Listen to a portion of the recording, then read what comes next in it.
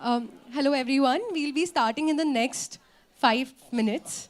So we'll request all of you to please keep your phones on silent, sit back, and relax. We'll be starting in another 5 minutes.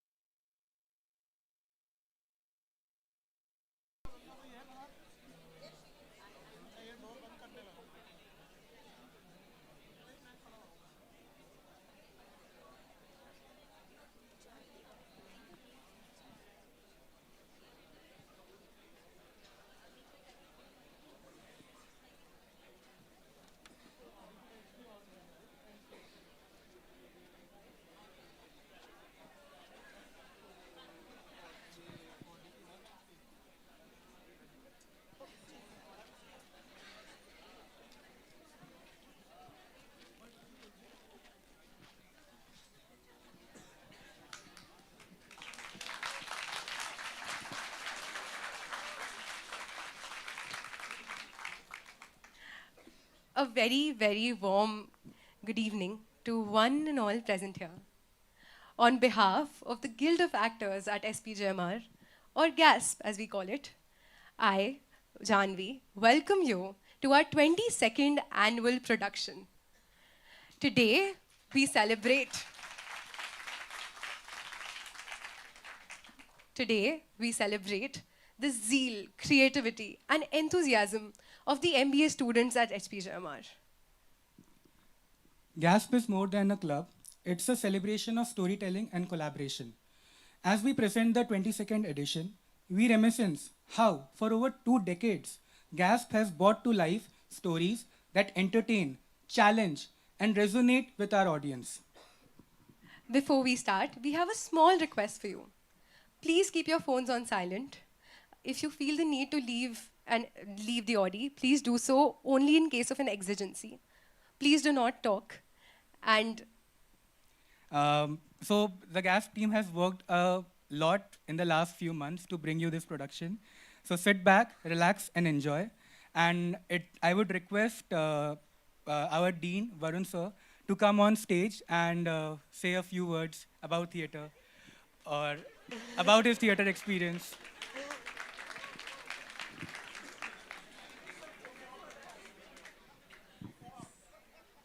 Karuna especially said this wasn't going to happen, but that's all right. Anyway, welcome one and all. And I'm going to ask you guys to do one thing because I've been seeing this now for 4 years.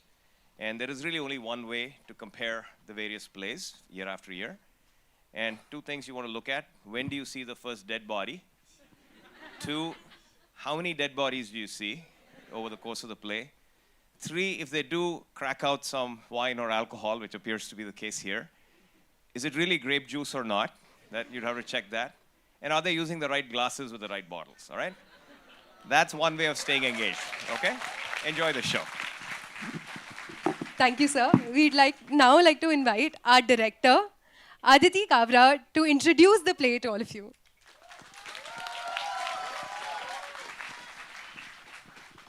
I am still sort of processing how Dean addressed us way before our play started. All right, so hello everyone. Set in 19th century Europe, Kin and Crown is based in a society that is built on a coal industry and strict social ranks. After Edward Bellman Sr. dies, the city is in grief and utter chaos, while there are people planning conspiracies behind closed doors. Edward Jr. returns, finding himself in confusion and doubts and shocks as to how his father really died. This play is inspired by Hamlet, and it shows how ambition, power, and losses can change people and their loyalties. Hope you enjoy it.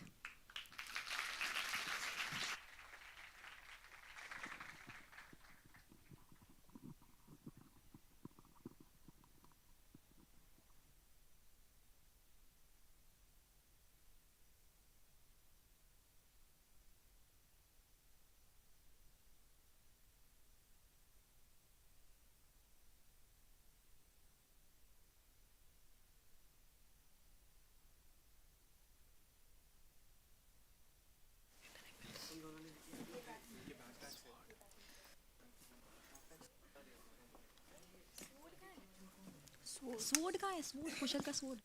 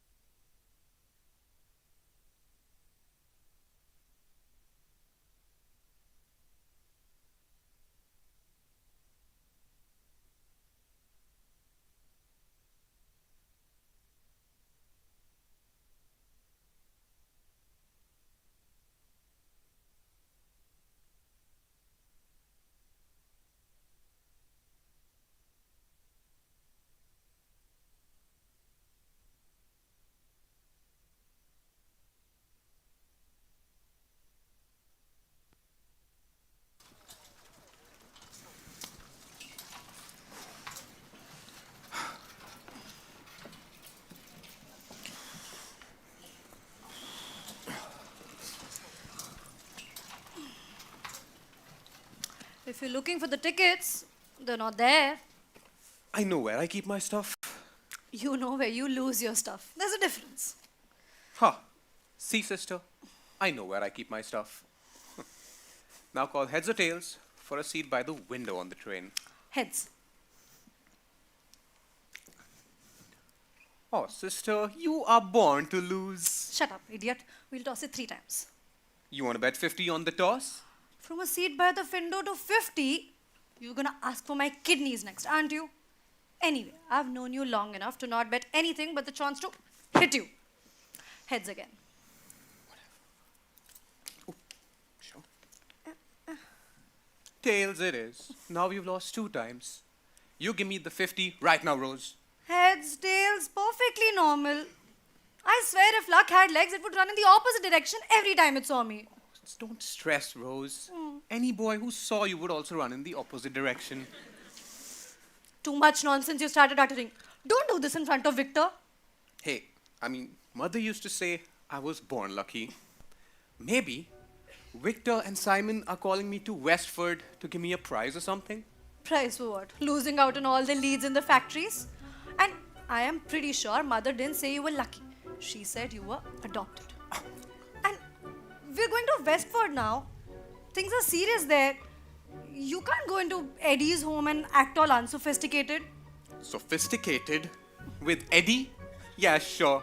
He's gonna be the first one to crack a joke when we reach there. You seem kind of stressed. What's the matter?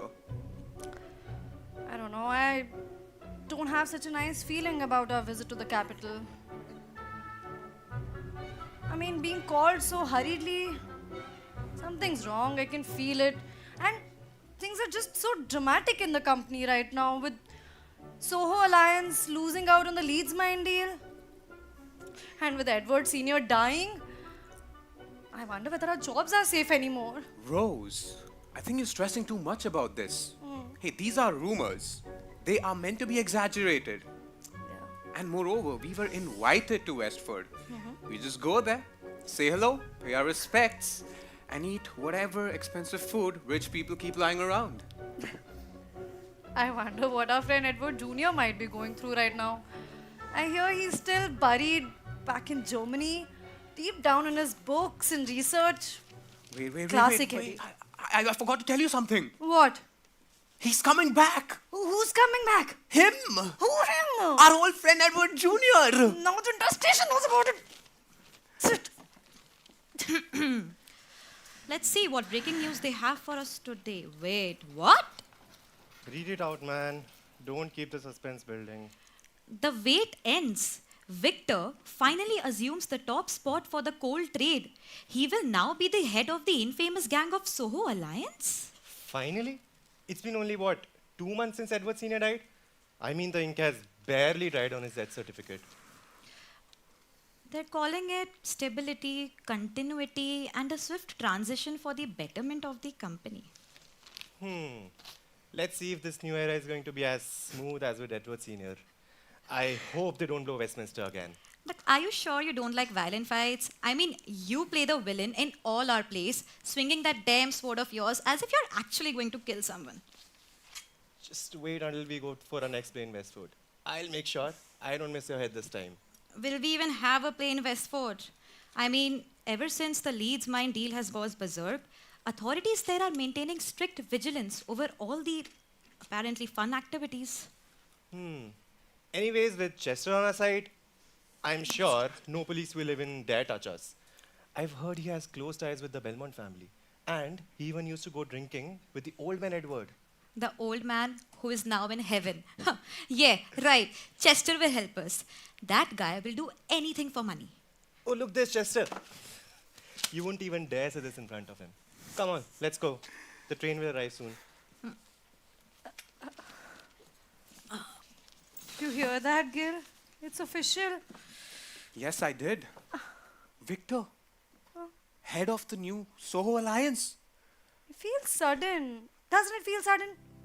It does feel sudden, Rose. But not as sudden as Edward Sr.'s death. I mean, I remember how we used to go to his home to play with our dear friend Eddie. Yeah. Edward Sr. used to be so scary and terrifying. Remember how he used to be so scared even when he coughed a little? I mean, I just used to go there to enjoy Margaret's sweet apple pies. She was such a kind soul. I wonder what she saw in Victor. Must state it though, Rose. It is a little unseemly, no? to marry your dead husband's own brother even before the funeral meats were cold. Yeah. It was hasty. Perhaps she was lonely and vulnerable. Okay. Or perhaps she was hedging her bets. Listen, Edward Sr. was growing old and had to die someday. It's almost like she saw it coming. But actually, how did the old man die? I mean, really? The papers say he was bitten by a snake. Snake. Gil, it's December. The only snake active is the two-legged variety that wears a hat and carries a walking stick. That is dangerous talk, Rose. Especially when word in the city is all about poison and associated with a family known for their record of bad sins. Well, I will prefer a conspiracy over a snake bite. It's more fun, isn't it? It is, yeah. What do you say? Should we put our detective hats on when we arrive in Westford? Good. The train of change keeps moving forward, Dr. Watson. It stops for no one. Where did you hear that? What does it even mean? I just heard it in a bar last night. The fact that I even remember is surprising. Come on. Let's go catch the train and be part of the change. Yes. Yes, bags. Oh, yeah.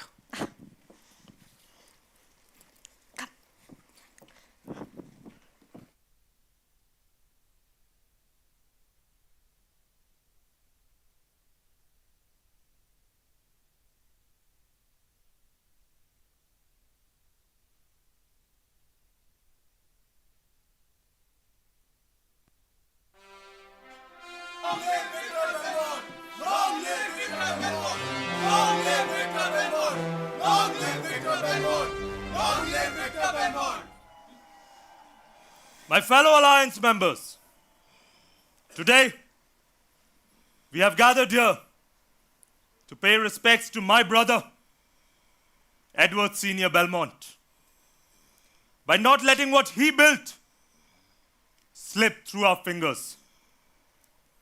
The Soho Alliance does not pause. It does not hesitate. And it does not look for permission when it needs direction. And that direction comes from me. I will tackle the Lee's mine deal with fire and ash. I have been part of every hard decision this place ever survived. I have handled problems before they reached your doorsteps. And I have kept this outfit standing while others watch from a distance. So understand this clearly. Nothing, and I repeat, nothing is up for debate. There ought to be no confusion about who decides, who speaks, and who leads. If you work under this name, you work under our word.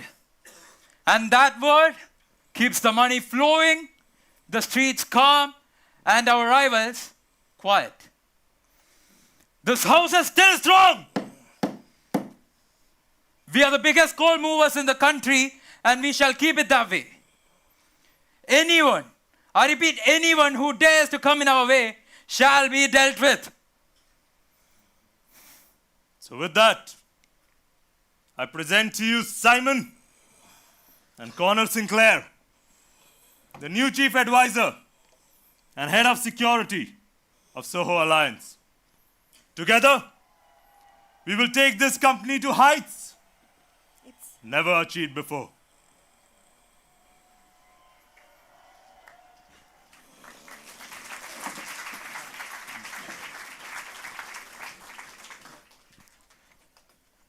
Saharsh, it's you now.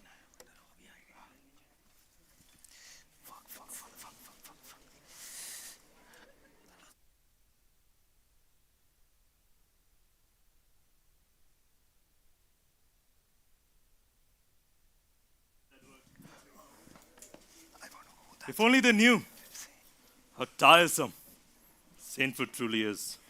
You spoke beautifully, Victor. I think I spoke usefully, Margaret. They believe you now. You don't have to worry about the past. You've done absolutely the right thing. Margaret,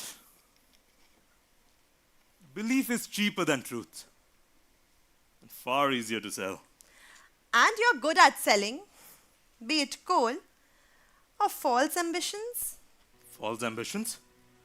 Oh, Margaret, I'm tired of this whole drama around my brother's death. What false ambitions have I sold to you? Simon and Connor have a seat at the table, and so do you now. I know, Victor, but I have done far more than you ever asked for. You still owe me. I know. I remember. You don't have to remind me every single time. And as for the past, let's make sure we do not utter a single word to anyone. Because as of today, the city of Westford has hidden ears everywhere. Someone talking about hidden ears, I see. Simon, Victor, Margaret. My birds are flying all over the city. Anyway, I must congratulate you, Victor. You are now as good an orator as your brother ever was. The crowd out there drank every single word. Westward will sleep easy tonight, thanks to you, Victor. that's good. Let them sleep. And as for you, Margaret, continue with this whole mourning phase. Few words, soft eyes, because for them, you are still Edward Sr.'s widow. Let's maintain that. I know what to speak, Victor. I know how to dress. You don't have to keep reminding me every time. I know. I'm saying this for your own good. All right? For your own good. Well, that's fine. But there's still one loose end, Victor. There always is. Edward Jr. has returned. No! He is a boy, Simon. Confused, grief-stricken. Victor, he looks up to you like a father. Now more than any time. Well, in that case, Margaret, dress him in patience and grief, and send him back to his books when he grows tired of this. Or we acknowledge what others will whisper. Speak plainly, Simon. Blood remembers, but so does power. Edward Jr. is not just a son in mourning. He is a name, a legacy. People may see his return as a claim to your throne. There is no claim, Simon. The council chose Victor. A council shift, crowd sway. And blood has a way of calling itself home, Victor. Which is why stability matters. Stability. So what do you suppose, Simon? What do we do? A successor who understands violence, loyalty, necessity. Someone bred for command, not inheritance. Someone like my son Connor. No! Edward is my son, and he will not be replaced like a broken chair. Perhaps my words have been misconstrued. I simply meant managed, not replaced. He does not need managing. He needs time and guidance. And don't you dare advise me on how to treat my son, Simon. Know your place at the small council. As the chief advisor to the chair of the Soho Alliance. As the assistant to Belmont family. You think having a seat at the small council would mean passing the lineage to your son? Remember, Simon, it was the Belmont family that started Soho Alliance, not the Sinclairs. Victor, you promised me he's not a threat. He's not. I trust you. I know this. Simon, Connor stays where he is. Head of muscle, not mind. Of course, Victor. Of course. I only speak of the future. So do I, Simon. So do I. And as for Edward, he will come, he'll grieve, then he'll go back to his university and complete his education.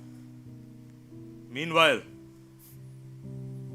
it would be the Soho Alliance that handles the coal distribution across this country.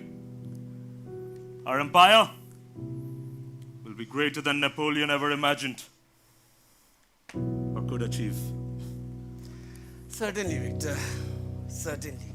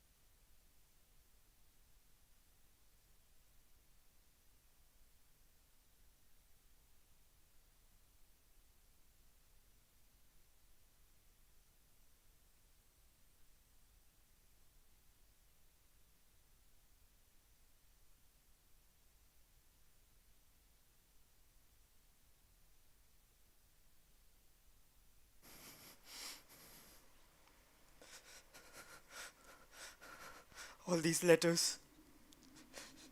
In my father's handwriting. Murder, conspiracy.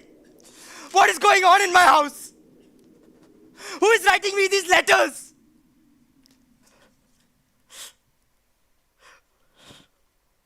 Why did you have to leave like this, father? After Victor has taken everything. Your chair, your title, your legacy.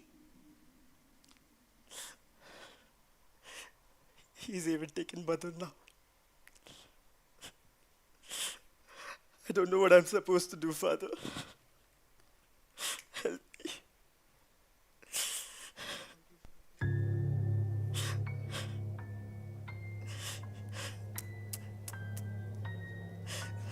You always made the room messy when you were worried.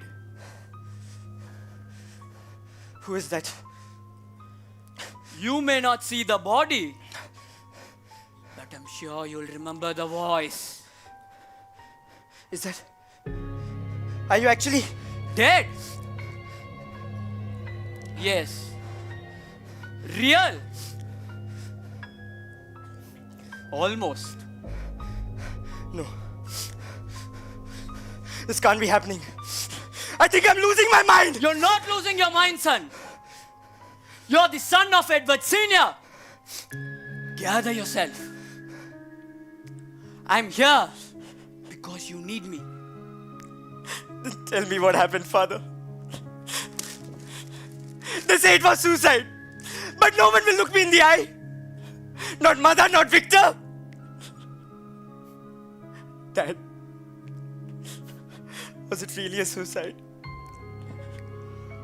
Suicides, they are funny things.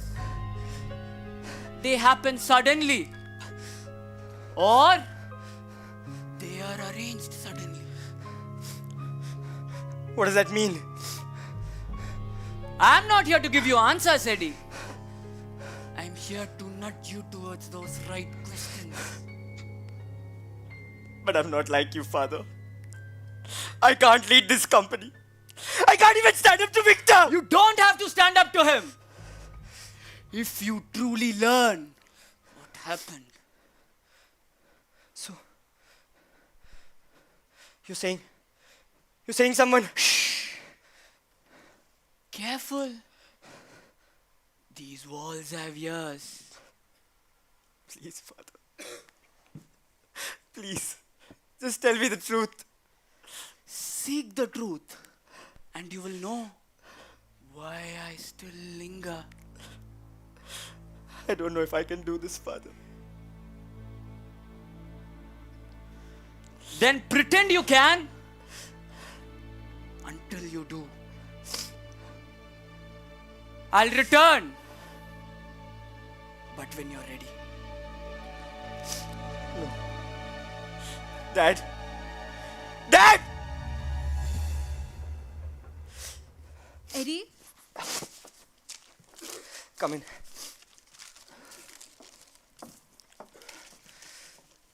What's wrong?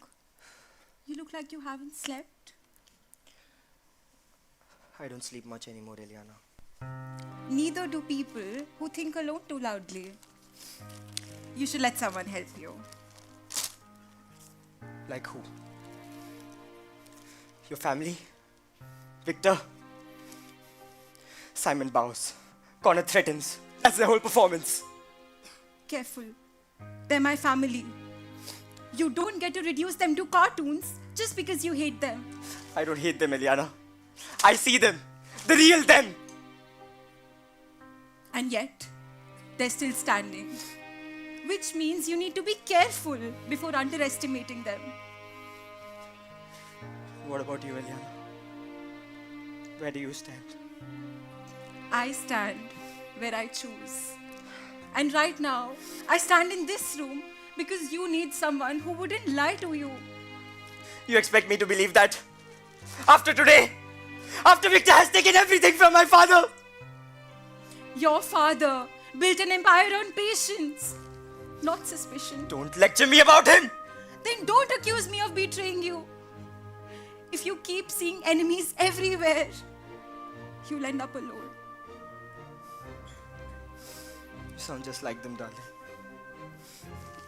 And you sound like someone who thinks grief gives him the right to burn every bridge. Eliana, as long as Victor is in charge, this company will rot from inside. Listen to me, Eliana. Victor and Simon killed my father. I know it. And now they're taking over everything. The company, the small council. You don't know that. You're thinking too much. Your mind is running wild because you're grieving. This is not grief. This is the truth. And everyone keeps telling me to calm down like I'm a child. Because we're worried about you, Eddie. Your time will come. You don't have to destroy yourself before it arrives. My time. My time, Eliana.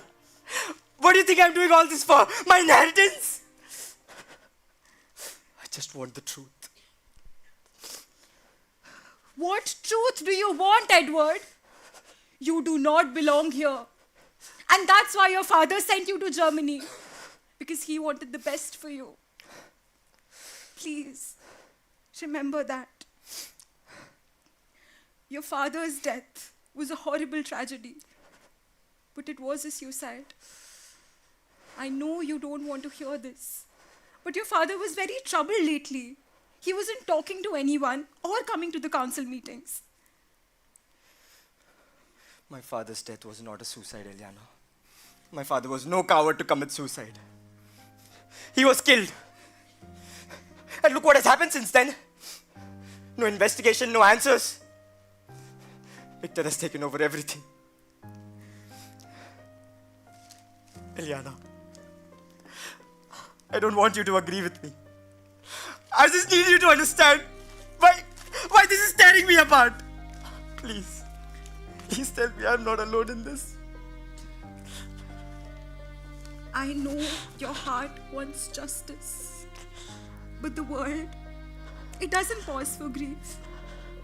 Right now, Victor is the best thing for this company. So you're taking their side. Enough! Enough with the blame game, Edward Jr. I'm telling you to be careful. Victor, my father, Connor, they're dangerous when pushed. I don't want you getting hurt because of some suspicion you can't prove. Eliana, if I don't do anything right now, there'll be nothing left of my father's legacy. Or mine for that matter. Edward, I love you. Just promise me you won't do anything reckless. I can't promise you anything, Eliana. But first, let me talk to Mother and get things straight with her. Eddie.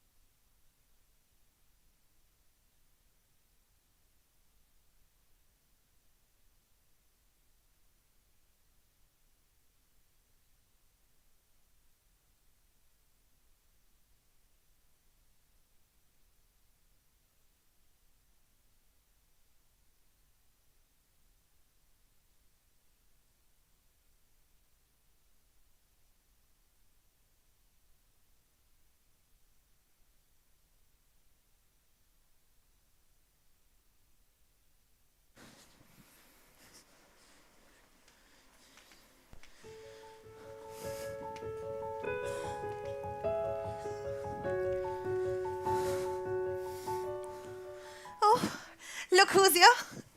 My dear boy, Eddie. How have you been, my boy? I'm doing just fine, Mother. Look at you, all grown up. You've started looking just like your father, big and strong.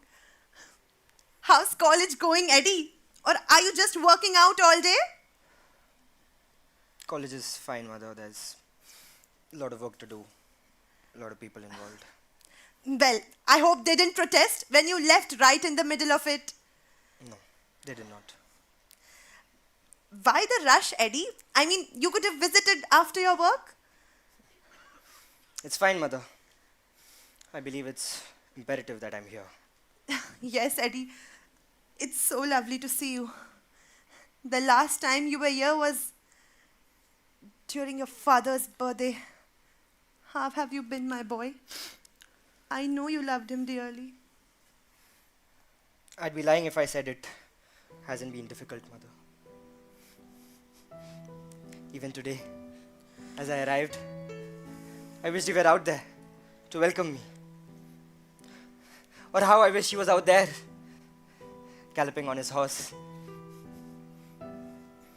Or how I wish he was here, at the head of the dinner table. This now seems to be occupied, Mother. So yes, it has been tough. But you seem to be doing way better than me. Oh, Junior, don't do this to me. You know I loved your father. Are you sure? Yes. God knows I loved him faithfully and fiercely. I would have given my life for him. Then why? Then why, Mother? Why did you marry Uncle Victor in the first instance? What do you suppose I should have done, Eddie? I had nowhere to go. What should I have done? Eddie, whatever I did, it was for you. Just for you, Eddie. Oh, hi, darling. When did you come? Just now. Just as I heard that my dear son has arrived, I was done waiting for him to come and see me. So I thought I'd rather come and say hi. He's been asking about you, and he was just about to come and meet you. I'm sure. Oh, is that so? Yes. What a sweet boy Edward Jr. is. So, how has college been, Eddie? It's just fine, Uncle. Thank you. Good, good. But you should have come for the wedding. The entire town was here to see us. And your mother? Oh, she looked absolutely mesmerized. Stop it, Victor. It's already been a month since the marriage. I actually missed it because. Oh, what a spectacle it was, Edward. You certainly missed something. They both looked ravishing. In fact, I'm sure people even forgot that there had been another wedding in the family ever. No. Your father had a great reception. I remember. It was a delicious feast. I remember it too well. But Eddie, I'm sure you missed that one too. Just stop it. It's a joke. Come on, boy, lighten up. It's still your home. And you're back. I'm here, your mother is here. Still the same. You're certainly right, Victor. Even I envy Edward Jr. Despite everything, the boy still has a loving and caring father. That's for me to decide. Edward, where are your manners? I'm sorry. I'm just tired. I'm sure. You both are pressurizing him. The boy's just tired, huh? You know what, Eddie? I have prepared your favorite supper. Let's go and have dinner. I'm not hungry right now. I need to meet someone first. Eddie, I've prepared your favorite meal. Please wait, Eddie. Disgusting. Eddie, Looks like the young lad has a list, Victor. We still have a key to keep an eye out for him, Simon. We cannot let him do anything rash. Yeah, don't worry about that. We already have 2 people coming from up north to keep the boy in check. Do I know them? Not really. This brother-sister pair from up north. Grew up with Junior in school. They do this clerical work and that sort of stuff for us. All right. Just make sure you remind them of their loyalty to our alliance. Friendship bonds are often difficult to break. Certainly, Victor. Do you have the lease mine deal papers with you? I've asked Connor to bring them. Connor, Yes, Father.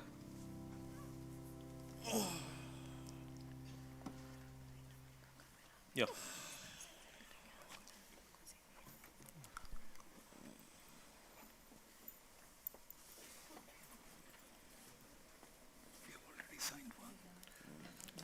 Get me a fresh one.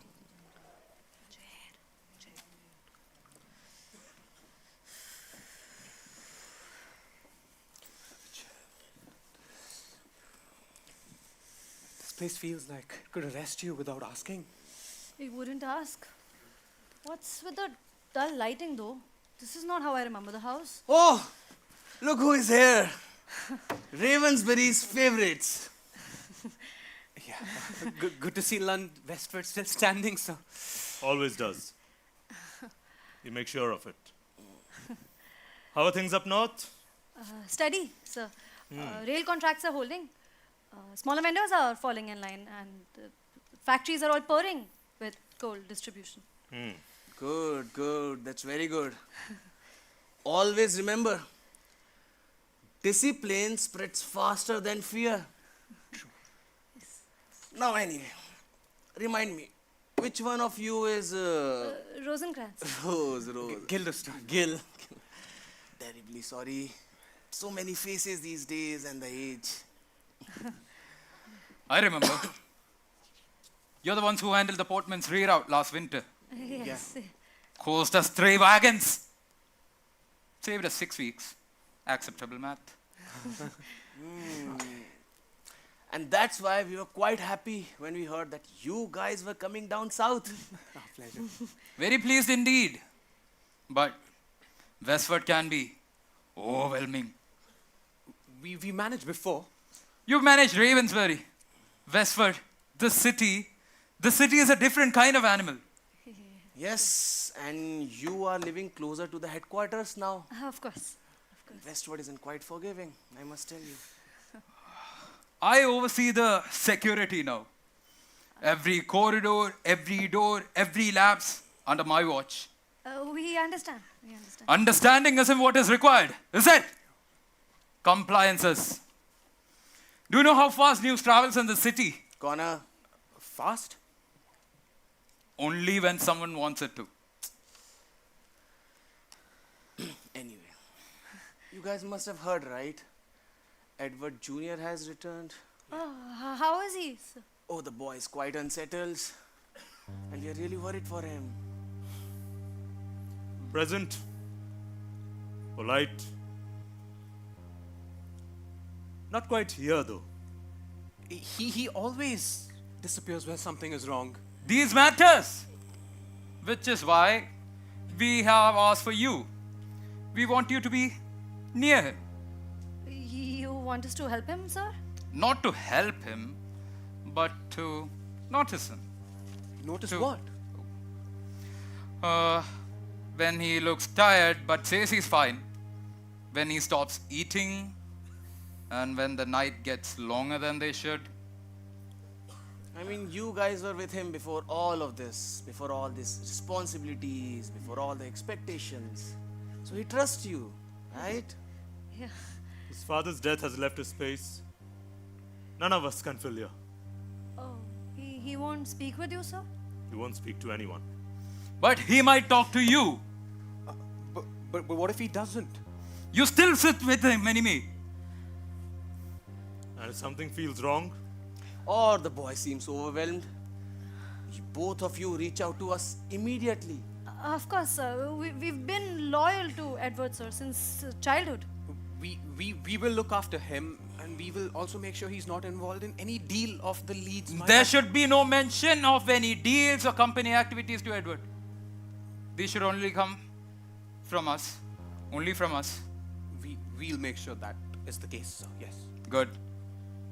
we don't want Eddie to carry the grief alone. Be with him at all times.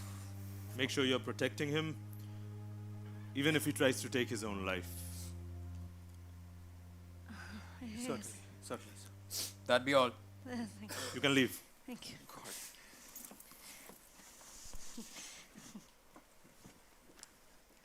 So what do you think? That should do it. They'll be with him now. And the moment things go wrong, we'll be the first ones to know, and we'll be the first ones to act. Grief does make people predictable. But what about this strong friendship? Friendship makes them more useful. Just make sure we don't push them too hard. Oh, if Edward moves, they'd move with him. And when that happens, let's just hope it doesn't.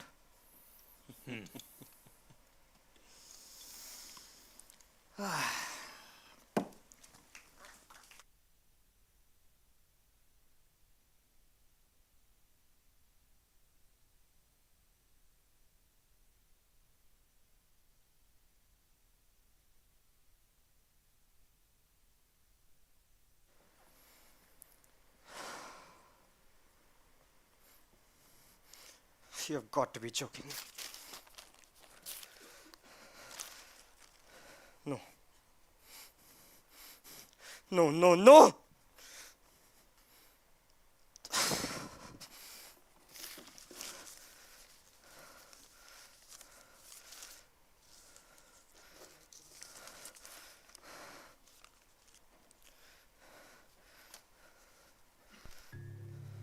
Eddie, if these letters have reached you, then I was right to be afraid.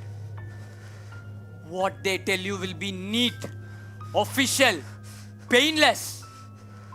But remember, my death was neither sudden nor chosen. What does that mean? The door was locked after I fell. The glass vials were placed in my hands. That note of defeat, that wasn't mine. Say it properly. Say it plainly. Victor poured the drink. Simon locked the door. Them. It was them. They arranged everything. The window, the shame. Trust not their tears, nor their titles. Blood doesn't care for mercy. you want me to do, Father? I was not here. I cannot reverse time. I was away, Dad. Sorry for being away. Take my revenge, son. Kill the culprit. Don't let my death go in vain. Edward Belmont should not be remembered as a weak person. Protect my legacy, son. How do I do it, Father? I can't even sit at the small council. It was easy for you. People respected you. You've got to earn that respect.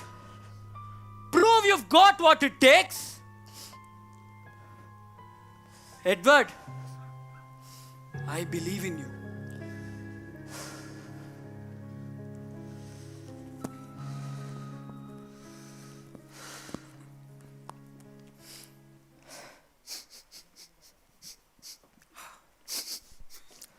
Rose? Is that a scent? I guess so. Yeah, that is a letter sent. It looks like someone's written something mischievous to our dear friend. Our prince has secret admirers now. Look at you receiving all these love notes from mysterious strangers. Sister, don't you think our dear friend Eddie would fit right in with the duckies? Yes. Given his gloom and ability to ignore our existence? The duckies. Yeah. Silly little troop of them. People with funny costumes and voices. And those who pretend to die 3 times before actually dying. Yes, yes. They're performing in the theater today. We could introduce them. Of course. Are you two finished? Finished with what? This laughing and giggling. Oh, he sees us now. Don't worry, Junior. We were only getting started. Took you long enough. Edward, what's wrong? Something winding you up? Someone is telling me the truth. About what? About my father. About how he died. People love stories. Especially when someone important dies. Half of Ravensbury thinks the moon's hollow. Yes.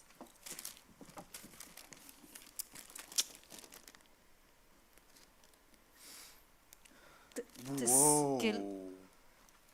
Whoa. This is bad. Terrible. Oh my god. What were you saying earlier about the... The duckies? The duckies. Yes. They're here to perform a play. Many plays. Sad ones with really long monologues. And someone dies in each play. Sometimes twice. It's beautiful. They also use real blood in case you fancy that stuff. I wonder where they get that much blood from. But why are you asking about all of this? Is it some college assignment you have? Are you stupid? I don't have time for some stupid college assignment. Idiot. I have something else planned with them. Like what? I'll go and speak to them. Eddie, Edward, it's they dangerous. don't pay for you. much in case you Stop think with your jokes. joining them. It's dangerous. I get it though.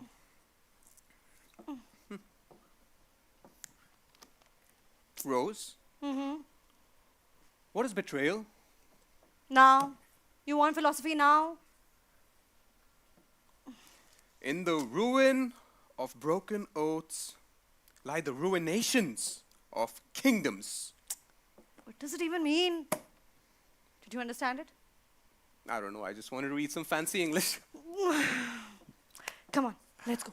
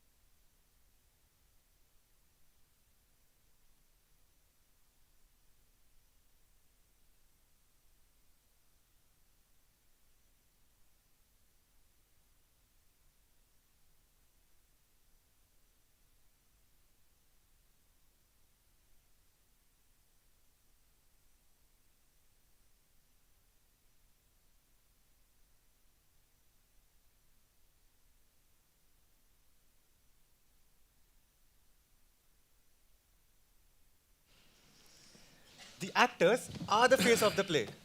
Everybody is out there to watch us. Who would you even present without us?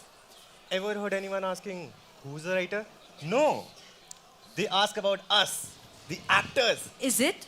Then let's do one thing. You are the head of the gang and give a speech to your gang members right now. Start. At least give me a line, guys. What should I even say? Exactly. You're just a puppet, my boy. Good for nothing. You depend on the script. And the direction, the music. Even the costume and props, you're just a showpiece. Wait, are we still talking about the actors? Or are we referring to Eddie? Eddie? Who's Eddie? Edward Belmont, the so-called heir to the throne. Oh, that kid. Didn't know he was still breathing. He's back, they say. Maybe the books bored him enough. Too late to save his father. Or his business. Or his mother. Potions, potions, potions. Potions for everything. 1 drop to faint. 2 drops for permanent sleep. Hello, young gentleman. Is something troubling you? There's a potion for everything. Very well then. Potions, potions, potions. Did we just summon the prodigal son? I'm here for some business. Who's the leader? Blind and brave. Mostly blind. Here he is.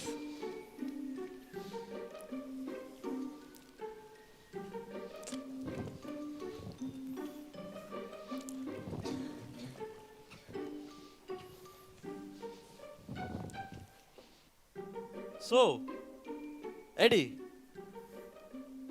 It's Edward Belmont for you. Okay. Eddie.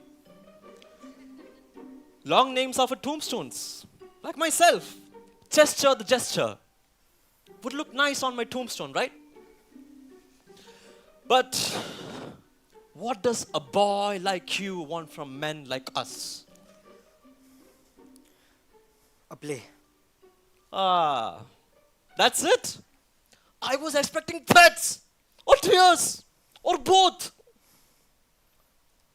But wait, why would me men perform for you? I can pay. Ah, now that is theater. How much? 50? 50. My men earn more pretending to die in the streets. I've had pigeons tip better than audiences. 70? Ah, shinier money. But way too less for my folks. 90? Look at you, negotiating already. 120. 120? That's robbery! No! Robbery is violent. This is culture. 100.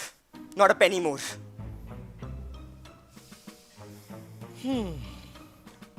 So, the boy has limits. Or is it all the pocket money that your new daddy gives to you? So, tell me, Eddie, why this sudden love for theater? I just enjoy watching people perform. Well, everyone does. But most don't pay so much for it. I want your folks to perform a particular kind of play. Ah, so you've got stories to share. Then the price changes. You just raised 130! it! But you just raised it! Because now I'm curious. 120. That's final.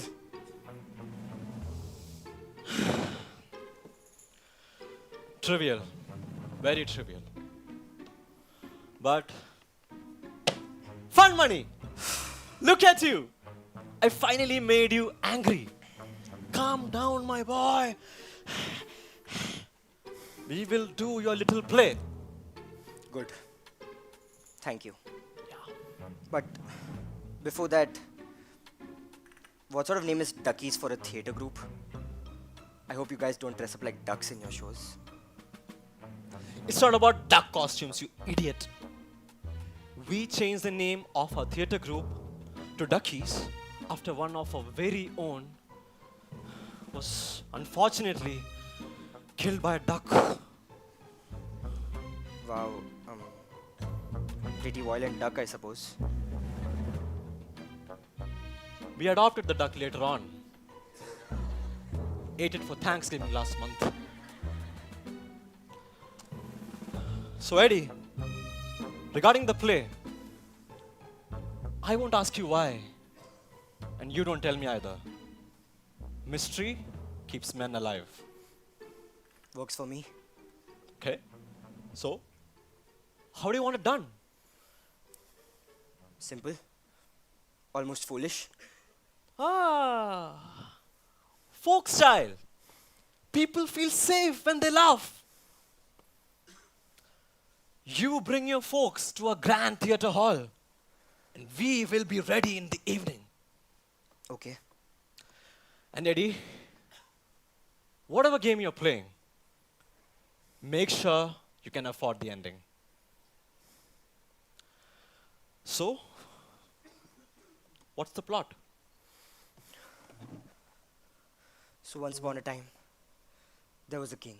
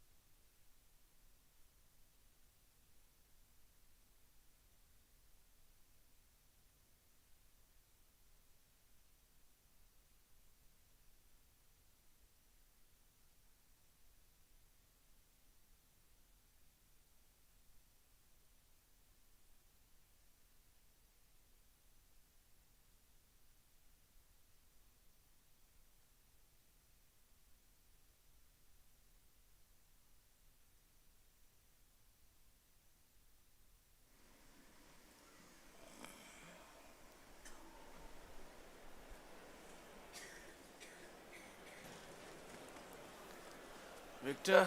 Simon. It's getting tiring every day. Docks, the streets, the business. As if everyone wants something, be it money or just answers. Your husband has left a lot more work than I thought he would. You knew what you were stepping into. I did. But I did not expect the gang to push so hard. They do not know about the big vision I have for this company and how it will benefit all of them eventually. Yeah, but that's natural, Victor.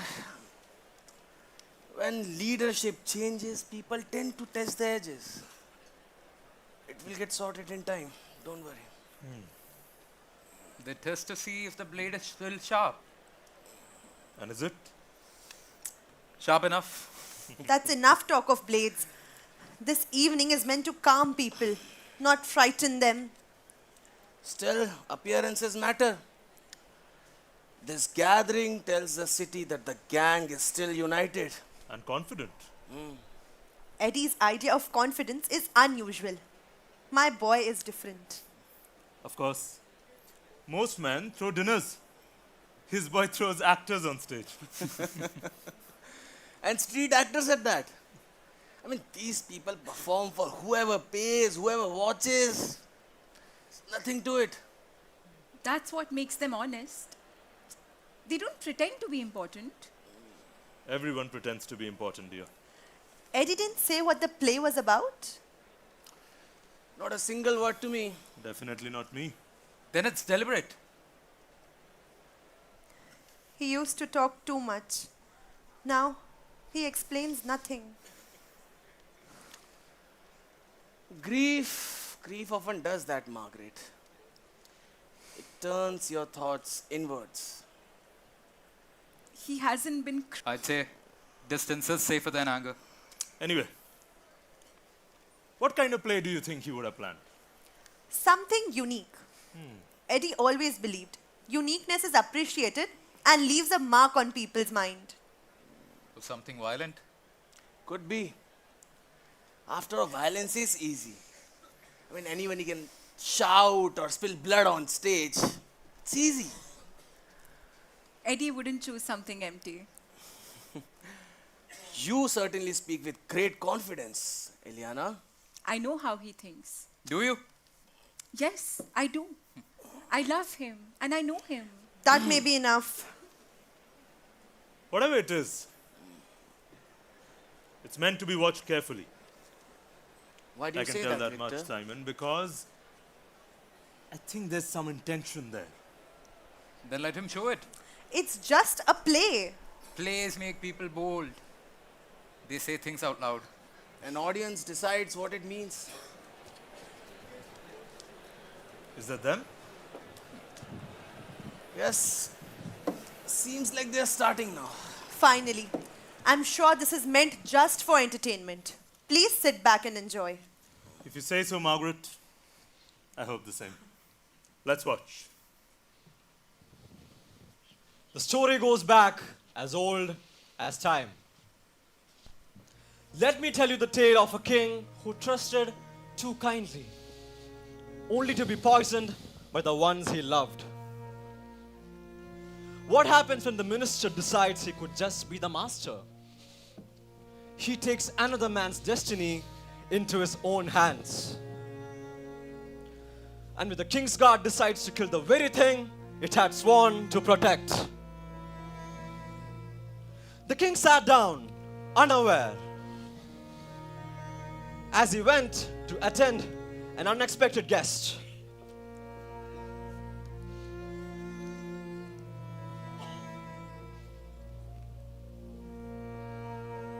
As the king's guard poured poison into the king's wine.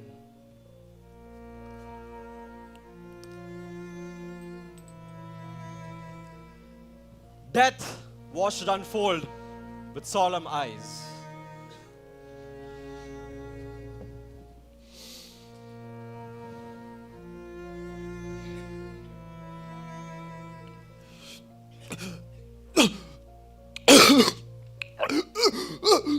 As the king gasped for life with his last breath, and with its reluctant hands, death took the king away. The king's time had come sooner than expected.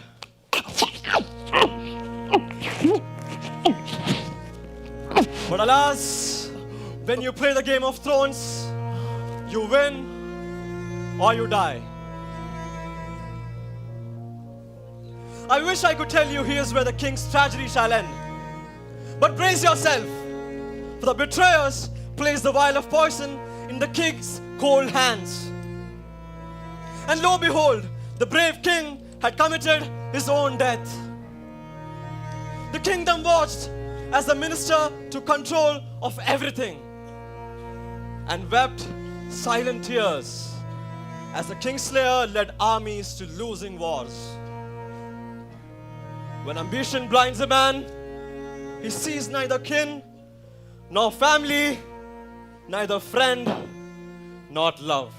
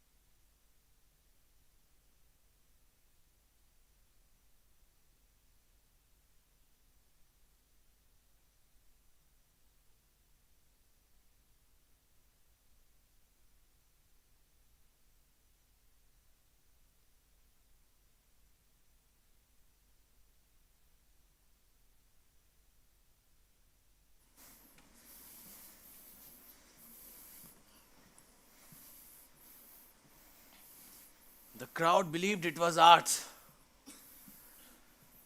but it wasn't. Well, it wasn't for them, the play. No. It was for me. It was for us. How can it be so detailed? How is it possible? There's no way the boy could have known. He knows! And that's enough for a boy like him. Give me the night and I'll make sure that this thing doesn't see the morning sun. Connor, tonight is too loud. So what do you think, Simon? We should let him go? With the truth? Despite what happened tonight? For now, yes. But not for too long. The boy clearly knows too much. Especially about the poison vial we used. And that was our big secret. Also, look how he humiliated Victor, humiliated us. If people know the truth, they'll burn us alive. I say we kill him now. Connor! The boy tested us. And tests are answered with control, not blood. We just have to make sure that whatever we do this time, we do it more discreetly than the last time. Yes, Simon. You will. Because the last time, you messed up. Loose ends. Evidence that should not have existed. Yet we succeeded, Victor. We succeeded. And that's why the duckies were able to replicate it with so much precision. No, Simon. There is someone out there. Someone who is still talking. And you are responsible for this.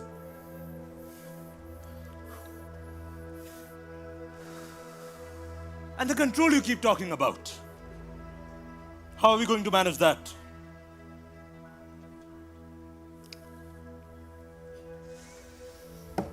Controls requires influence. And I think we might just have the queen card up our sleeves this time. Think. Margaret? My beautiful wife. You're bringing his mother into this? She's already in it. She calms the boy. He still listens to her. She can turn his suspicion into shame. And what if she fails? Then we proceed. Proceed? Proceed when? Not tonight. Not in haste, and certainly not in anger. No. We wait. We wait until the entire city hears him accuse shadows. And then I walk him into the dark? Cleanly. Quietly. But what about Eliana?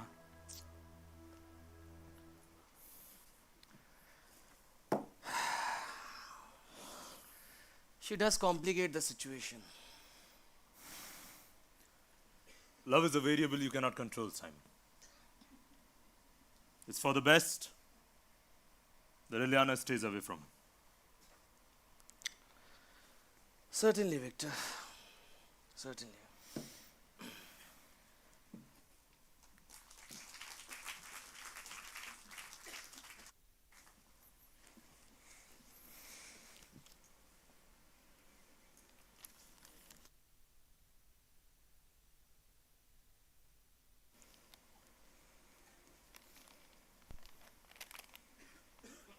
The boy's sniffing around.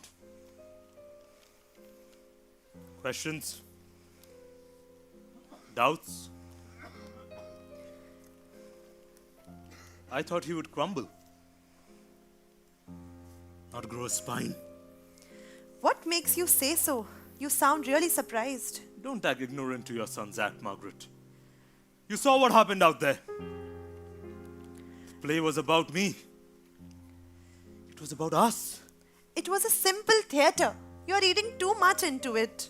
That's what you think happened? The king being killed by his close aide? The poison vials? It all lined up! It was about us, Margaret! Us! All right, fine. He might know our secret. Even I have been wondering how on earth could he know? But we'll handle this, Victor.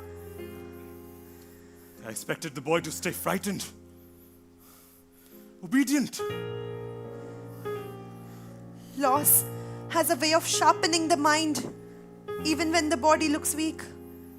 Perhaps you should have planned your moves more carefully. Don't you dare put this on me, Margaret. It's not about me. I mean no offense, Victor. But he's just a boy. What evidence could he have? What happened tonight? It cannot happen again. It shouldn't have reached this point at all. Perhaps watching him so closely has only made him more suspicious. Margaret, you will not talk about this. Not here, not outside, and definitely not to your bloody son. I know, Victor. I have never spoken about it. But please realize, Edward is not accusing, at least not yet. He's just confused and he's grieving. He can still be guided. For all he knows, it might just be a conspiracy story. Margaret, I know you love him. I know you care for the boy. But remember where you stand. By my side. I remember exactly where I stand, Victor. I remember that I've always done what you've asked me to. That poison was inside Edward Sr.'s room because of me. Yes. And I succeeded because I am a smarter man than that old man ever was. My deals, my plans are bigger than Eddie and his little theater. Then don't let him become an obstacle, Victor. Let me speak to him. Not as a threat, but as his mother. If he believes there's an explanation, he'll surely stop digging. You're asking me to trust the boy? I'm asking you to trust me, Victor. He listens to me, he always has. A conversation now can save us from all questions in the future. If this goes out, Margaret, there would be questions neither of us can afford. That's why I must speak with him before fear turns into certainty. So you'll handle the boy. Yes, I will. But he must not be harmed, Victor. I have always done what you've asked me to, and now I expect the same from you. Very well. Thank you. As long as the boy stays quiet. He will. As long as we all remember, there's still a way out of this.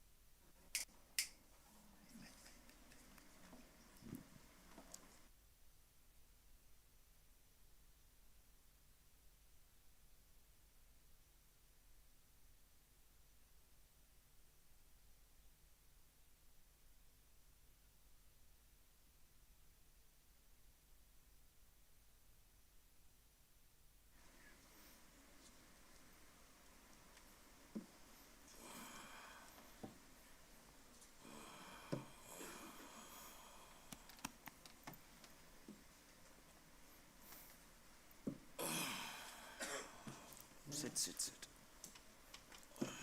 What's wrong? Ellie,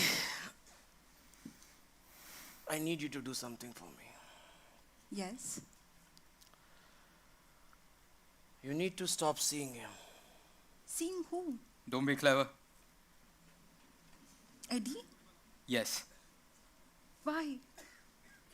Because I'm asking you to. That's not an answer.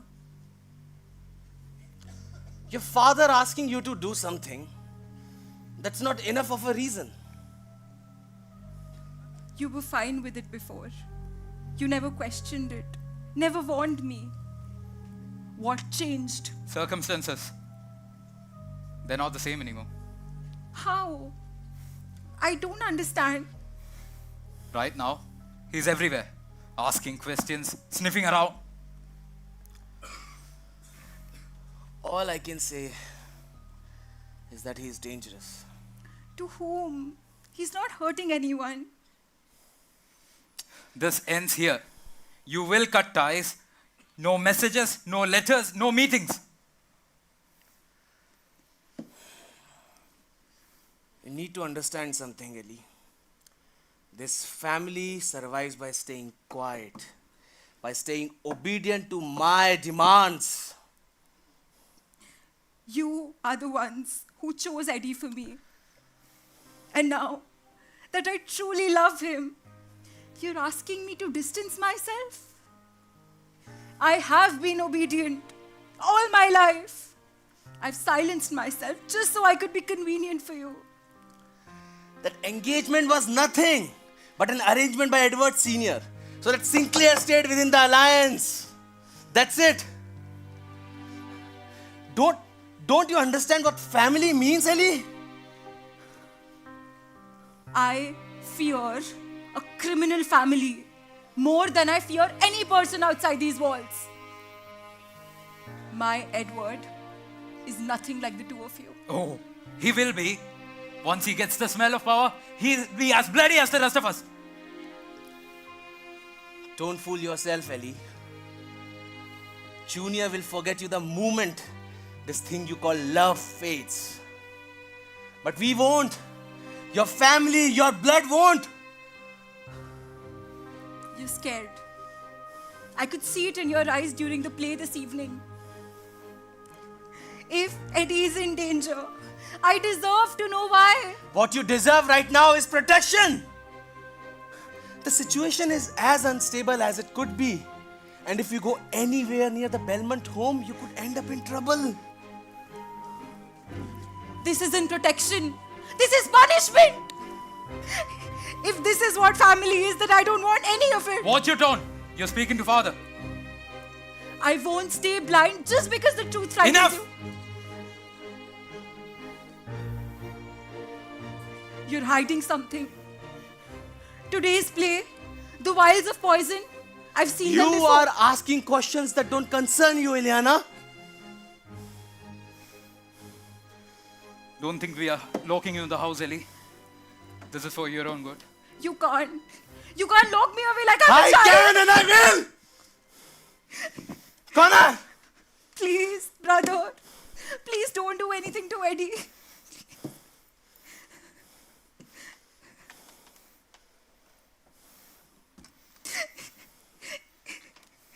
She knows something. She suspects. That's not the same thing. No. Suspicion is enough. Edward definitely crossed the line. Yes, he did. The boy has certainly grown bold. He used to be this meek, obedient creature. And now suddenly he's behaving as if he wants to teach us all a lesson. If Victor knows the truth,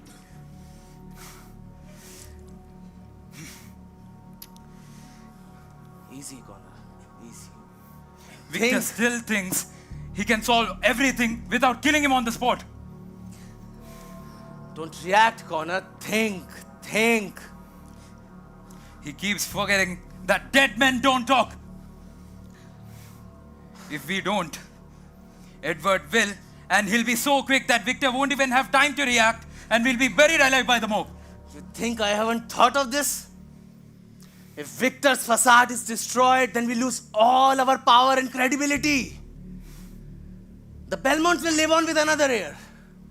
But our Sinclair's name will be buried deep inside. I know that. Yet you bring Margaret into this? Don't be a fool, Connor. I would never trust Victor or Margaret for that matter. No. All I need is time. There's someone out there. Someone beyond the four of us who knows the truth. And I need time to close this matter once and for all. So, what about now? What if he decides to go out and call us all out? Then we convince Victor of the deed that must be done eventually. No. What if he still doesn't listen? What if he still tells that we have to wait and not kill him? Then we take matters in our own hands. But Ellie stays out of it. Of course she does. She's my daughter and I care for her. It's best if she stays inside. It's good for her, it's for her safety.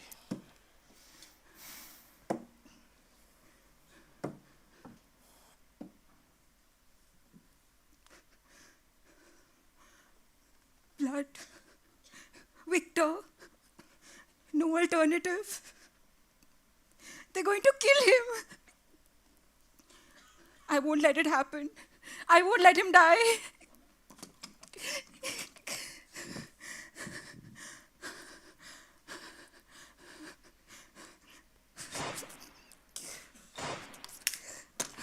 I'll protect you, Eddie.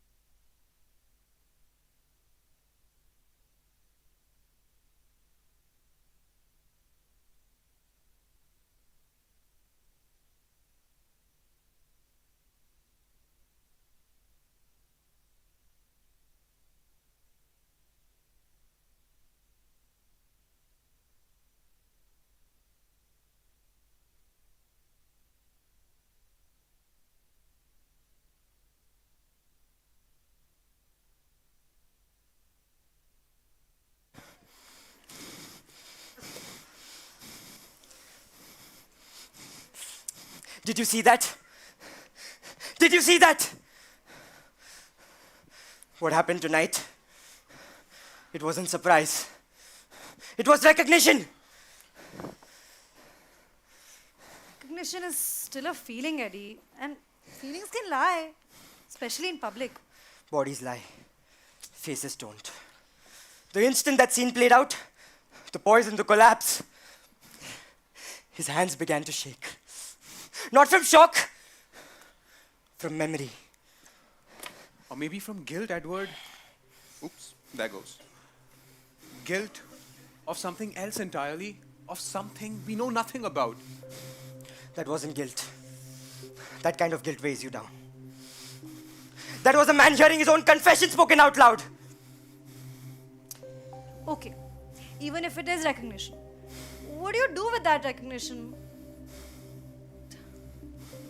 Eddie, what are you planning? I don't like where you're going with this. I want him exposed, arrested, forced to answer questions he can't silence. Eddie, you're forgetting who you're talking about. He leads the Soho Alliance. Everyone will speak up for him. And if you're planning on going to the Sinclairs for any sympathy, forget it. He has completely loaded them. He controls everything at this point. Control only works until it's challenged, Rose. Victor will have to answer for his crimes. Eddie, please listen to me. What happened, Aliana? Calm down. You need to leave now, right now. Aliana, you're shaking. Sit for a minute. We don't have time for this. You need to leave at the earliest, please. Oh, why? Why does he need to leave? Because staying here puts his life at risk. He's not safe. Why? Because of whom? Say it, Aliana. Please don't ask me for reasons right now. I'm here to save you. All I need is for you to trust me. Aliana, there's a lot going on right now. I can't just leave away. You must tell me where this is coming from. Edward, can you please just listen to me for this once? Is this about your father? Your brother? No. It is, isn't it? You need to go back to Germany. I'll help you and manage things here. So please just leave, Edward. You're only asking me to leave to protect your own family. That's not true. I came here to save you. I left everything behind just to warn you. Eddie, there seems to be some merit to what she's saying. Let's consider it at least. But she's hiding the truth. Maybe you know exactly what your family did to mine. Edward, I don't know their plans. Neither do I know what you're talking about. But I came here tonight because I love you. I can't see you die. If this is love, asking me to look away, then I cannot accept it. Right now, I don't even know where you stand. And if it's not with me, I need you to leave. Please.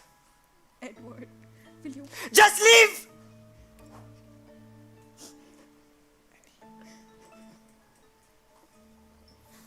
Eddie. Are you convinced now? Are you convinced? Victor and Simon killed my father. I doubt you're thinking straight, Eddie. Ariana seemed concerned for you.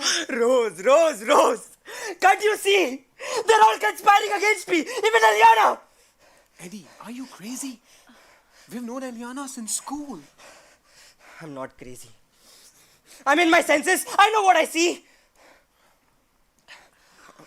Fine, Eddie. Whatever you believe. I just want to let you know that we're here to support you, always. We are your confidants, and that will remain. But remember, you said you didn't want blood. I said I wanted the truth. Arrange a meeting with Simon and Connor. Quietly. Carefully. There's no way. I hope you're still on my side. Of course we are, Eddie, but that's like walking straight into a trap. Good. I'm tired of walking into empty doors. Eddie, these are not the kind of people you want to mess with. We'll see what kind of people they are. Just arrange the meeting. Eddie. Do you think he's decided to kill them? I think he's decided to stop waiting. Guess.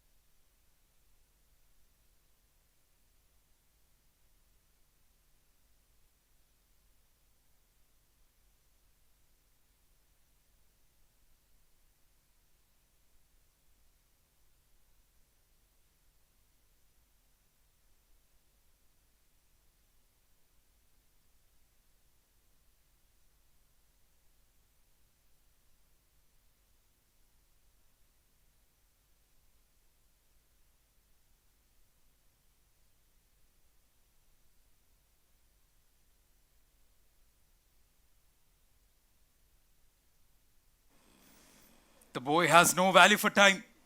Calling him making us wait? When did the tables turn? As they say, careful men arrive late, but fearful men don't arrive at all. I certainly hope the boy is not letting us wait for nothing. Where is he going with this, father? At this point, I'm starting to wonder if this is even the right thing to do. We don't even know why Edward wants to meet us in private. I think I know why he wants to meet us. I just want to see whether the boy has the guts to go through with it. No, absolutely not. You know what this feels like? Like we are patching a ship for years and then suddenly realize we are already under the water. If this blows open tomorrow, do you think Victor is even going to protect us? No, I don't think so. I don't trust the man, but he is the best bet that we have right now, son. I don't know, father. It's becoming more and more difficult for me to relate with you now. I mean, tell me this. Why are we even loyal to this? Connor, you need to That will be Edward. Remember, Connor, we stick to the plan and you don't let your guard down, even with this boy. Yes, father. Once he's inside, there won't be any sentiment.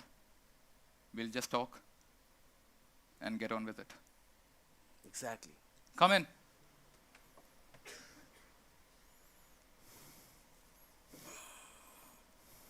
Evening. Evening, Eddie. Why don't you take a seat?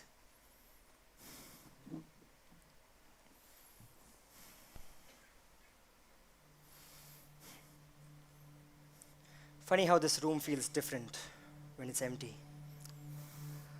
Well, as much as I appreciate your comment about the aesthetics of this room, Edward, why don't you get to the point? Sure. I certainly have important things to discuss. I just thought I'll start light. Cut to the chase, Edward. See what you came to see. From what I can see, Victor is now becoming a risk you can no longer afford. What do you mean? Oh, don't insult yourselves. You've worked with him long enough to understand. Victor doesn't value people. He values power. Loyalty only works for him until it starts becoming inconvenient. Ask yourselves, if tomorrow turns ugly, where do you stand? Beside him or in front of him? Look, I'm not here to make you choose sides. I'm here to tell you, Victor already has. So provide me with whatever evidence you have against him, and I shall safeguard your interests.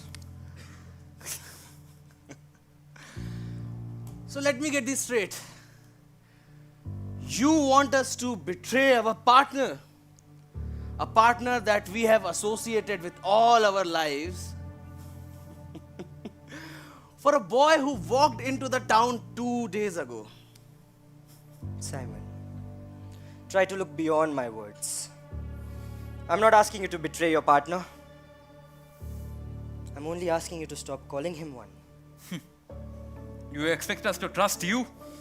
I expect you to trust the mathematics of it. Victor doesn't share power. He rents it. And when the interests come due, names start to disappear. Yours are already being penciled out. As I've already asked you, Edward, why don't you stop beating around the bush and get straight to the point?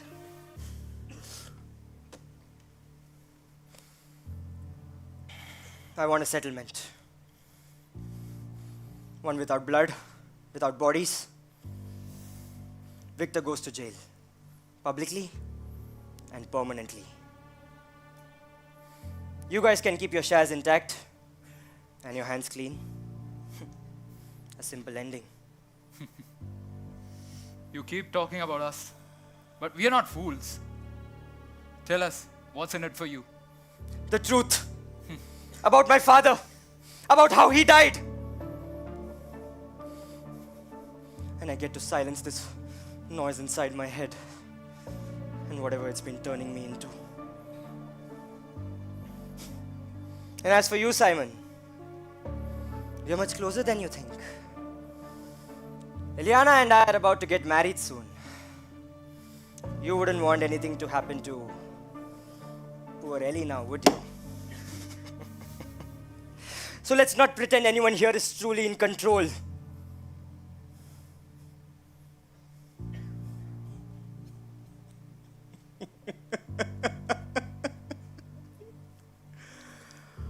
Oh, I must appreciate you, my boy. The nerve that you have. Okay. Let's say we do decide to join hands with you. Then how do you ensure that Victor, of all people, won't retaliate? I believe I won't give him the opportunity. Everything will happen sooner than he blinks. And this 50-50 deal you keep talking about? I shall honor your deal. I have no interest in business. I'm only here to avenge my father's death. Father, if Victor falls, we finally breathe. Simon, you once told me, power without conscience rots from the inside. Choose the side that lets you sleep peacefully, Simon. All right. All right. We will help you. But we end this quietly. Remember, we are still sharp. You've chosen well. I'm glad. Well, this calls for a celebration. Sit, Edward. Sure. I'll go get the drinks. I must tell you, Edward, the fact that you would think in our favor. You have certainly grown to be a businessman, my boy. That's kind of you to say, Simon, but I'm only here for justice. whatever it costs. Very well. So, what do you have in mind for us, for Victor? You must have some plan, right? I was thinking, Yeah? You're thinking? Talks later. Drinks first. To the new Soho Alliance. Connor, why don't you join us? Sure.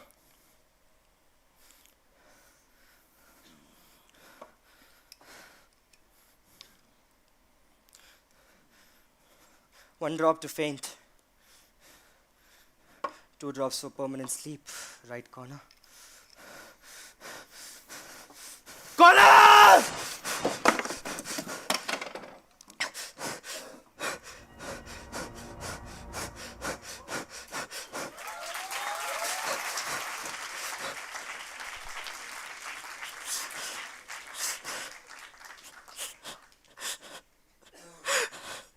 I didn't come here to kill you. I came to talk, to end this, without blood. You chose this. You forced my hand. This is not on my conscience. Are you listening to me? You forced my hand.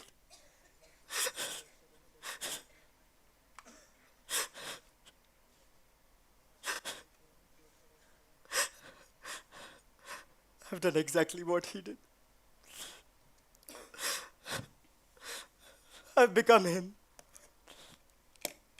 I did not want this. God knows I did not want this.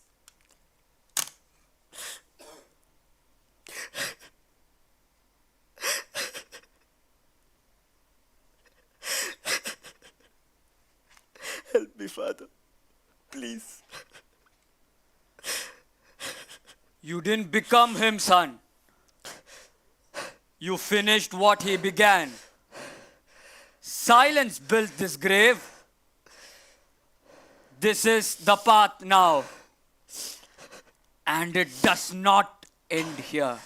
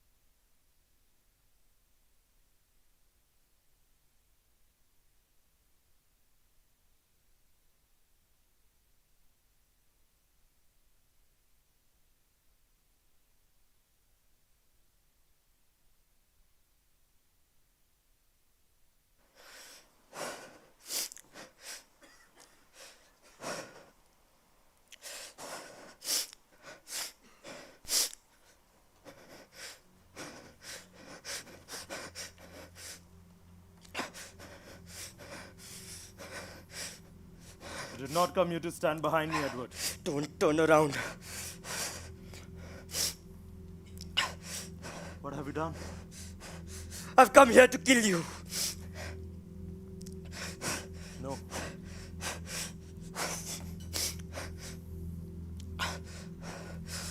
You're here to be heard. If you truly wanted this, you wouldn't hesitate.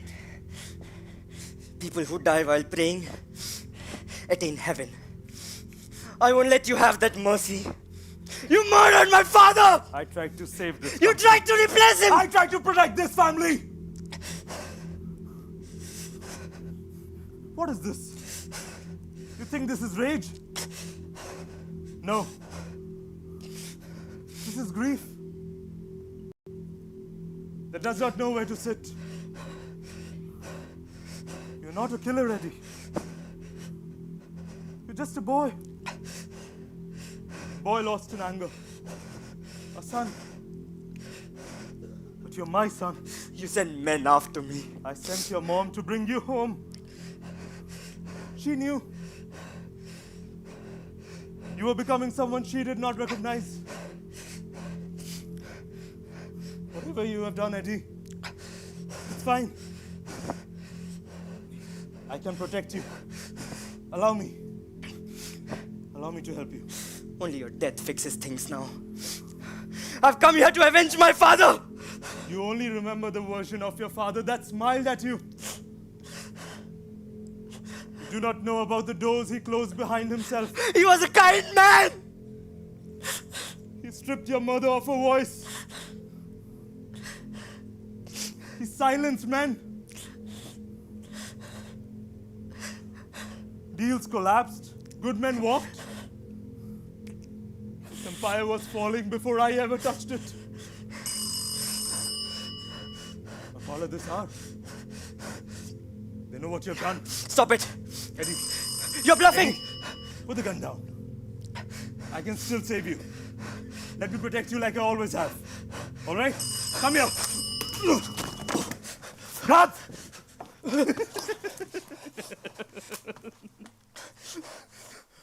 Oh boy. I fed you stories. And you swallowed every word. You really think I would have done it for anything else? No. It was always about your father. Because he was a symbol of everything I ever wanted. He was worshipped. Every room bent for him while I stood behind like a furniture. I cleaned the walls. I built the deals. Yet he wore the crown.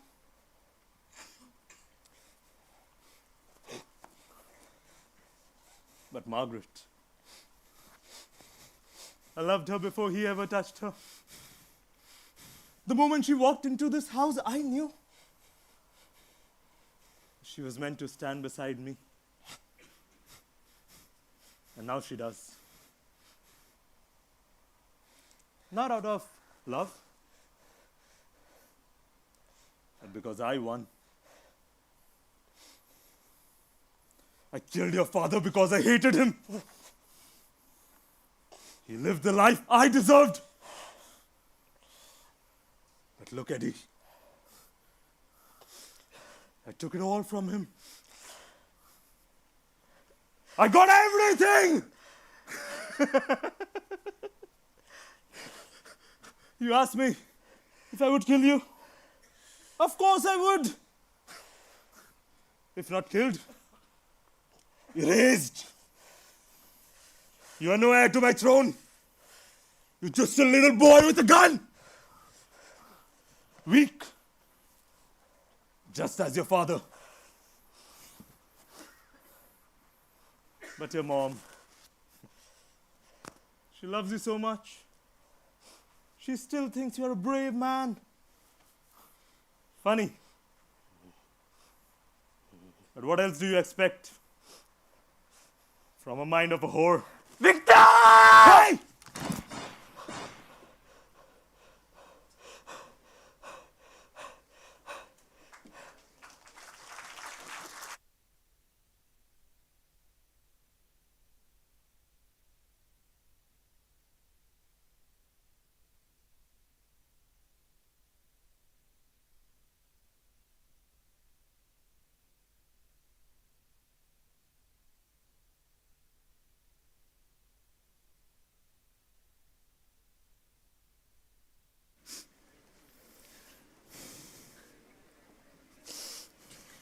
Eddie, what have you done?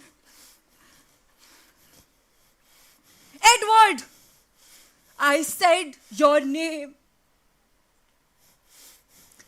What did you do? I did it, Eliana.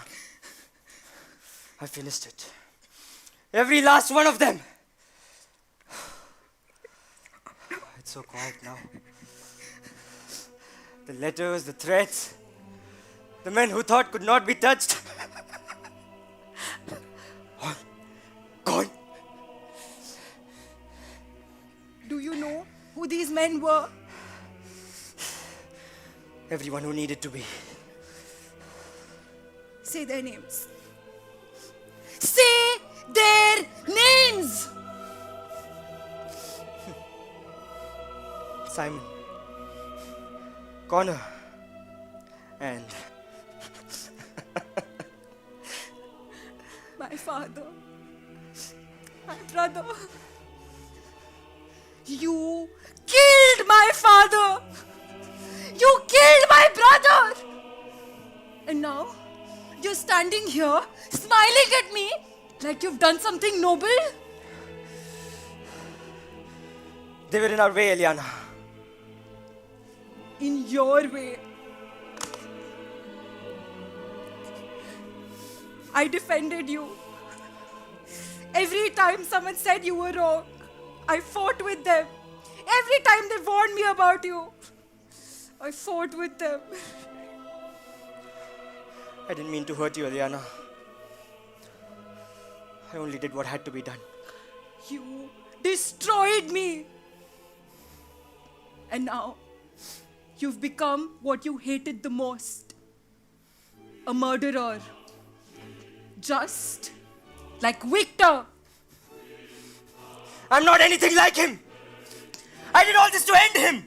Look around you, Edward. You became him. You've taken everything from me. My family, my happiness. You even took away the love of my life. I cannot forgive you for this.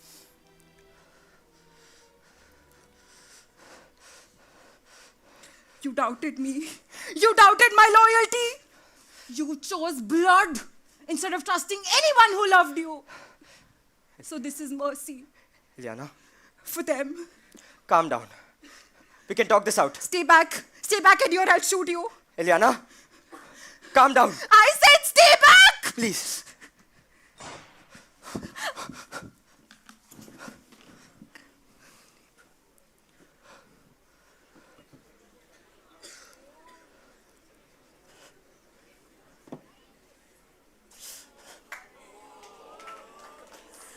She was going to kill you, Eddie.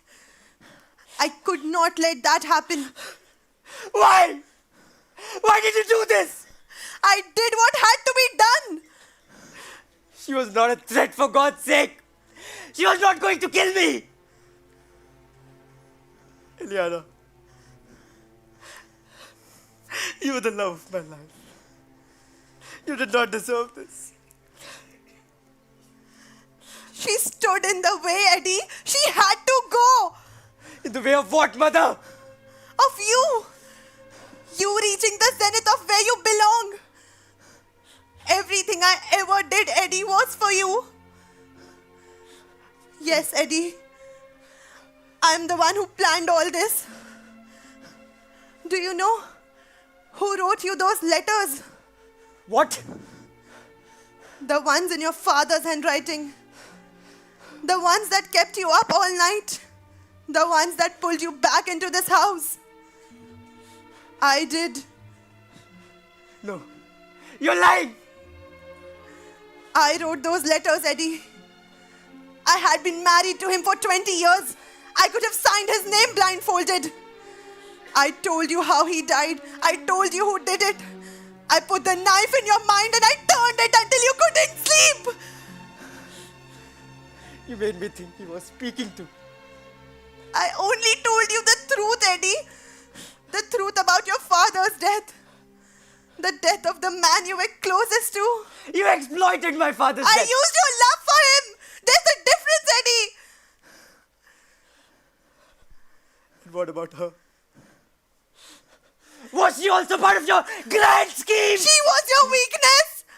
She had to go. I chose you, Eddie. I chose you. You chose power. And you still think this was all for me? It was. It was always for you, Eddie. If you wanted it so badly, why didn't you dirty your own hands? You think the company would accept a woman as the head of the chair? Sitting on that throne?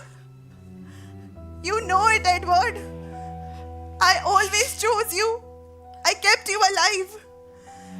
I wrote those letters so that you could gather courage. My men were also there to support you. They let you go when you killed Victor. Do you know, Eddie, what it is like to sit beside a king and still feel worthless? To vanish while still breathing. I loved your father, Eddie. I loved him. I gave him so much.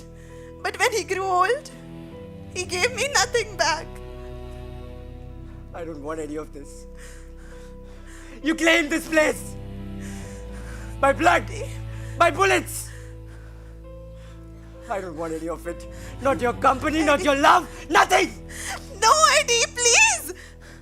Eddie, I told myself so many beautiful lies. I told myself I was protecting you. I told myself I was shaping history. But all I wanted, Eddie, was for you to be there by my side. Please, Eddie. Don't leave me, Eddie. The throne is mine, Eddie. The house is mine. The crown is mine. But there's no one beside me, Eddie. Maybe this is what you deserve, Margaret. No, Eddie. Eddie, don't leave me, please, Eddie. Eddie, please. Eddie, please don't leave me. Eddie, please. Eddie.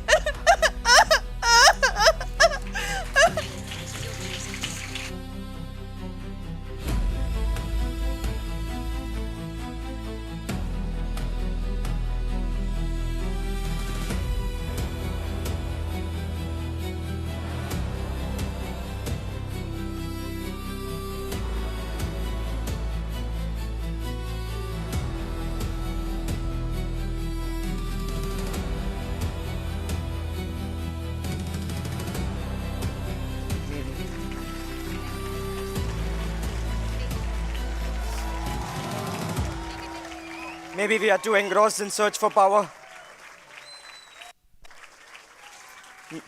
Maybe we are too engrossed in search for power, in search for positions.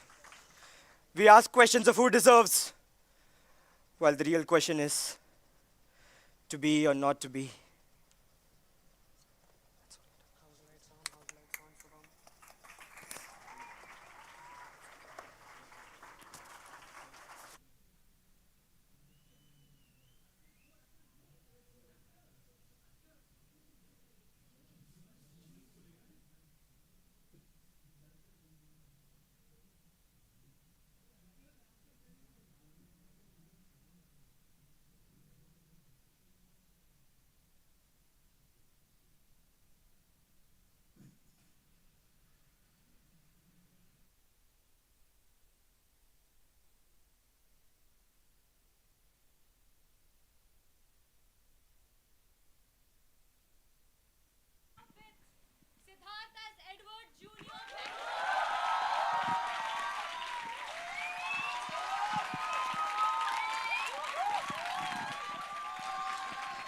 Aditya as Eddie's imagination or Senior Edward Belmont.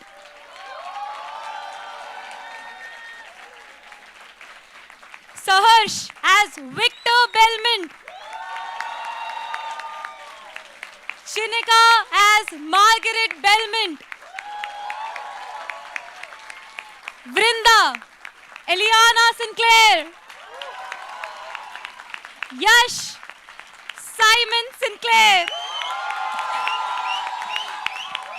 Govardhan, Connor Sinclair. Malika as Rose. Vishesh as Gil. Samarth and Harsh as Margaret's bodyguards. Hemang as the theatre artist, aka Ducky 1.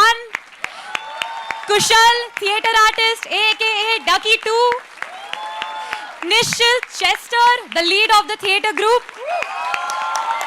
Aditi, Ducky 3. Vikalp, the potions master. Aman, Tejveer, Tanuj, Vaibhav as gang members. This is GASP 2026 signing off. But before that, may I please have Shwetanshu on stage to call upon the one of actually completely integral part of this production, the light, sound effects, because of which we were all able to put forth the play we just did. Shwetanshu, where are you? Please go ahead, do that.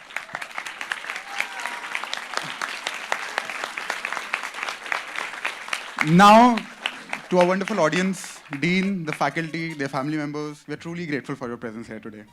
But before the curtain truly falls, I would just like to shine spotlight on the many hands that actually worked behind the stage.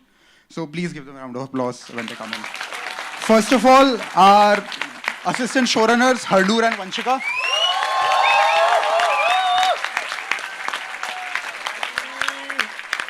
Vanshika couldn't here be with us today due to a medical emergency. Next up, the production team, who quietly worked behind the stage to bring this play to life. Go.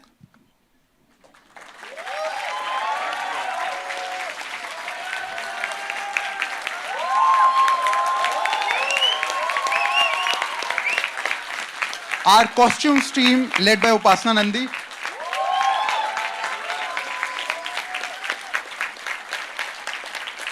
Our marketing team, who actually truly apologizes for all the bloody mirrors and the constant pop-ups throughout the campus throughout the last week.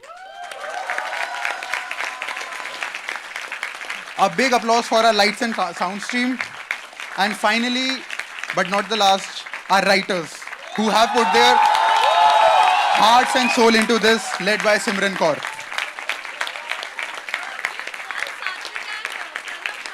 Everyone who's involved with GASP, please come on the stage, especially Satvik and Shubham. To every single person here on stage right now, thank you for the sleepless nights, the missed classes, and the collective delusion that we all were in. Sab time par ho jayega. And finally, how can you forget our lovely audience?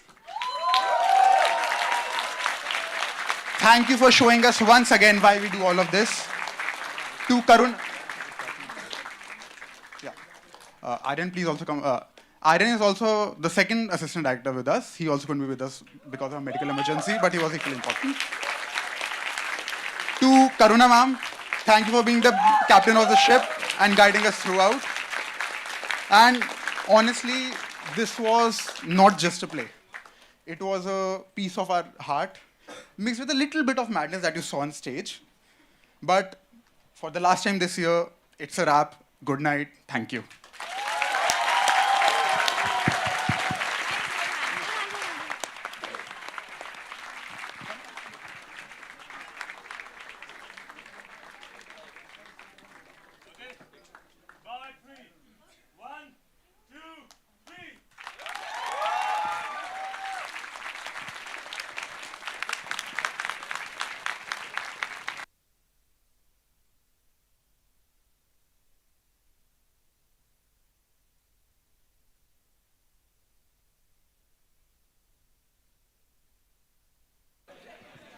You guys can start leaving now.